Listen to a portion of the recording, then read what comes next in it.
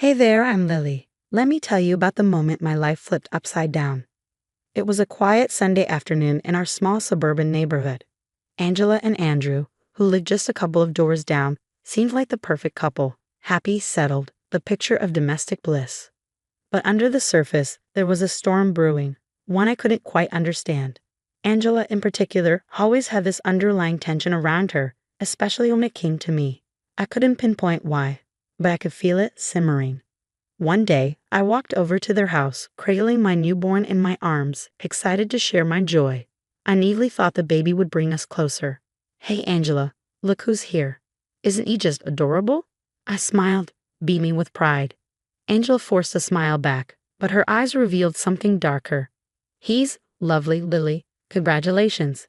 Andrew, bless him, was more genuine, his smile warm as he said, "He's perfect, Lily. We're so happy for you." But I noticed his nervous glances toward Angela. Something was off, and it only got worse as time passed. What started as small, uncomfortable moments turned into awkward family dinners filled with passive-aggressive comments. I couldn't ignore it anymore. One day, I asked Andrew, "Is everything okay with Angela? She seems different." He sighed, running his hands through his hair. "It's complicated, Lily. She's dealing with some things internally. I'm not sure how to help her." I didn't want to push, but the strain was becoming impossible to ignore. Things finally came to a head at a family gathering. We were all at our parents' house, and the atmosphere was tense from the start. Angela was especially on edge. Everyone was passing around my baby, cooing over him, but when it was Angela's turn to hold him, something snapped. Her expression twisted into something unrecognizable. Without warning, she slapped me across the face hard. The room fell into stunned silence. I could feel the burn on my cheek, my shock mirrored in everyone's eyes. My baby started crying, his wails cutting through the heavy tension. "Angela, what the hell?" Andrew's voice boomed, full of shock and anger. "I don't know. Angela stammered, her face pale with confusion and horror. My parents rushed over, bewildered. "Why would you do that?" my mom asked, her voice trembling. Angela just stood there, staring at her hand like she didn't know how it had betrayed her. I held my baby tightly, his cries quieting as I rocked him, trying to process what had just happened. Andrew approached me, his face full of guilt. "Lily, I'm so sorry. I don't know what got into her." His eyes were filled with pain, caught between his wife and his sister. That moment changed everything. The peaceful facade of Angela and Andrew's life had cracked wide open, revealing the unresolved issues and deep-seated resentment lurking beneath. From that day on, everything shifted. The tension that had been slowly building exploded, and none of us would come out of it unchanged. In the days following the assault, the atmosphere in our family was thick with tension, almost suffocating. Andrew, a lawyer by profession, found himself in an impossible situation. One evening, in the quiet of their home, he and Angela had a conversation that felt like a final reckoning. "Angela, I've seen so many family disputes in my career. I never imagined we'd be in the middle of one," Andrew said quietly, his voice heavy with sadness. "You're my husband, Andrew. You're supposed to be on my side." Angela shot back, desperation in her voice. "It's not about sides, Angela. It's about right and wrong. You hit my sister. In front of everyone. I can't just ignore that." Andrew's voice trembled as he tried to keep his composure. "I know I made a mistake, but I'm your wife. Doesn't that mean anything to you?" Angela's eyes were pleading, searching for a sign of solidarity. At the same time, I was struggling with my own emotions. Sitting in the quiet of my living room, I confided in a close friend. "I never thought Angela would do something like this. And Andrew, he's in such a tough spot." "Lily, whatever happens, you need to protect yourself and your baby," my friend said firmly. Angela crossed a line. Meanwhile, Andrew was in his home office, torn between his duty as a lawyer and his love for his family. The legal implications of Angela's actions were clear to him, but the personal cost was immeasurable. The next day, Andrew and I met at a small coffee shop to talk. He looked worn down, his inner conflict written all over his face. "Lily, as a lawyer, I know what Angela did has consequences. But as your brother, this is breaking my heart," he said, his voice barely above a whisper. "I don't want to tear our family apart, Andrew, but I can't let Angela's actions slide." I said, my voice steady despite the swirl of emotions inside me. "It's not just about me. It's about setting an example for my child. Andrew nodded, understanding the weight of my decision. I'll stand by you, Lily, not just as your brother, but as a lawyer who believes in justice. His words brought comfort, but they also marked the beginning of a difficult road ahead, one that would change everything. In the weeks that followed, Andrew found himself in the strange position of advising me on the legal case against his own wife. Our conversations were professional, but the emotional undercurrents were impossible to ignore. We need to document everything, Lily. Every piece of evidence, every witness statement. They're crucial for the case, Andrew said one evening, slipping fully into his lawyer role as I prepared for the legal battle ahead. Meanwhile, Angela's world was unraveling. Alone in their home, she grappled with the weight of what she'd done and the looming consequences. Why can't they see it was a mistake? Why isn't Andrew defending me? She muttered to herself, a mix of anger and confusion swirling in her mind. One afternoon, Andrew and I met at my lawyer's office to go over the strategy. Lily, we need to be thorough, Andrew explained.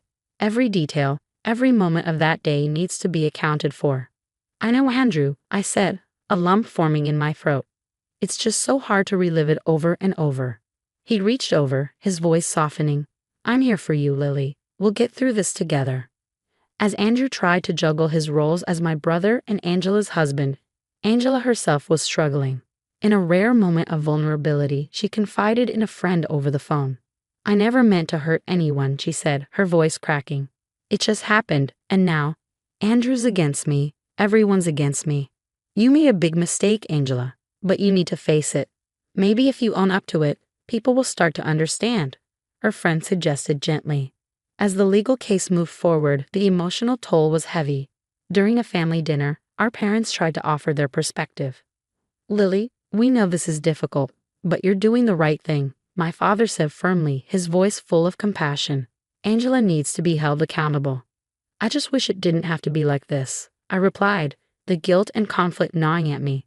This whole situation is tearing Andrew apart. Lily, sometimes the hardest decisions are the most necessary ones, my mother said softly, squeezing my hand in support. At home, Andrew found refuge in his work, but the strain was undeniable. One late night, he confided in a colleague. I'm stuck, John, Andrew admitted, rubbing his temples. On one side, I have my sister, who I love and want to protect. On the other, my wife, the woman I thought I knew. Andrew, you're a good man. But this isn't just about family or marriage. It's about doing what's right, John replied, offering a sense of clarity amid the chaos. As the trial date approached, tensions boiled over. Angela, feeling increasingly isolated, grew defensive and bitter. During a tense meeting at their house, Andrew tried to reach out. Angela, we need to talk about the trial, about how you want to handle this, Andrew said cautiously. What's there to talk about, Andrew? You've already chosen your side. You're not my husband anymore, you're just my accuser. Angela spat, her words dripping with venom. It's not about sides, Angela. It's about taking responsibility. I want to help you, but you have to help yourself first, Andrew replied, his emotions tightly controlled. The day of the trial arrived, and the tension in the courtroom was suffocating. I sat, a bundle of nerves, with Andrew by my side, a pillar of strength despite the clear toll this had taken on him. Lily, Andrew whispered as the proceedings began, no matter what happens today, remember, you did the right thing by standing up for yourself. The trial unfolded with a series of testimonies and evidence. Angela sat, her face a mask of unreadable emotions, occasionally casting glances at Andrew and me, her eyes full of resentment and regret. During a recess, I found a quiet corner of the courthouse to gather my thoughts.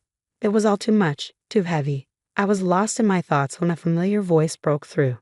Lily, are you okay? It was my friend who had come to support me. I don't know, I said, my voice barely a whisper. It's just a lot. I never wanted this. Sometimes life throws us into deep waters, my friend said, gently resting a hand on my shoulder. Not to drown us, sometimes the deep waters aren't meant to drown us, but to cleanse us, my friend said, her words wrapping around me like a warm blanket. Back in the courtroom, Angela's defense painted her actions as a momentary lapse in judgment. When Angela finally took the stand, her voice trembled as she spoke. I never meant to hurt anyone. I lost control, and I regret it every single day. I'm truly sorry, she said. her eyes briefly meeting mine. The trial concluded, and the judge delivered the verdict. Angela was found guilty. The weight of her actions finally caught up to her as the sentence was pronounced. A collective sigh of relief echoed through the courtroom. Afterward, Andrew and I walked out together, the sun shining brightly, in stark contrast to the turmoil we felt inside. "Lily, I'm sorry for everything. I hope we can move past this and rebuild our lives," Andrew said, his voice filled with both hope and exhaustion. "I hope so too, Andrew. We've all lost something in this. It's time to heal," I replied, feeling a sense of closure but knowing the road to recovery would be long. In the weeks that followed, life slowly began to find a new rhythm. I focused on healing and taking care of my child, finding strength in the simple joys of motherhood. During a quiet evening, I sat with our parents, sharing a meal and reflecting on the past months. "Lily, you've shown so much strength through all of this. We're proud of you," my father said warmly, pride shining in his eyes. "It wasn't easy, but I've learned a lot about myself, about forgiveness, and about moving forward," I said, feeling a peace I hadn't felt in months. Meanwhile, Angela faced her own journey of redemption. Alone but determined, she began attending counseling sessions, confronting the demons that had led to her downfall. In one session, she confided in her therapist. "I've lost everything, my husband, my dignity. How do I even begin to make things right?"